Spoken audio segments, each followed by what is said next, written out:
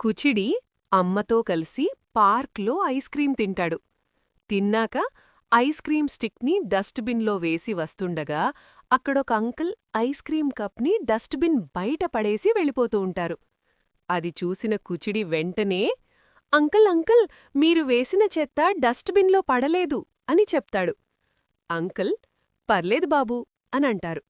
కుచిడి అలా కాదంకుల్, సరిగ్గా చెత్త వేయకపోతే ఈ పార్క్ అంతా మురికవుతుంది కదా. అంకుల్ క్షణం ఆలోచించి నువ్వు చెప్పింది నిజమే బాబూ, నా నిర్లక్ష్యానికి సారీ అని అంకుల్ వెనక్కి వెళ్ళి చెత్తని డస్ట్బిన్లో వేస్తారు.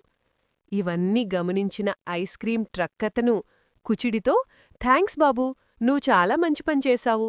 నీలా అందరూ చెత్తను సరిగ్గా డస్ట్బిన్లో వేస్తే నాకు ఎలాంటి ఇబ్బంది ఉండదు, పార్క్ కూడా శుభ్రంగా ఉంటుంది. చాలామంది వయస్సుతో గానీ చదువుతో గానీ సంబంధం లేకుండా ఇలాగే ప్రవర్తిస్తూ ఉంటారు. మన చుట్టూ ఉన్న పరిసరాలను శుభ్రంగా ఉంచుకోవాల్సిన బాధ్యత మనదే. మనం చేసే ప్రతి పని మన తరువాతి తరం మీద ప్రభావం చూపుతుంది. అందుకే మనం చేసే ప్రతి చిన్న పనిని కూడా పిల్లల ముందు జాగ్రత్తగా చెయ్యాలి. ఎందుకంటే పిల్లలు మన మాటల్ని కాదు, మన పనులనే అనుసరిస్తారు.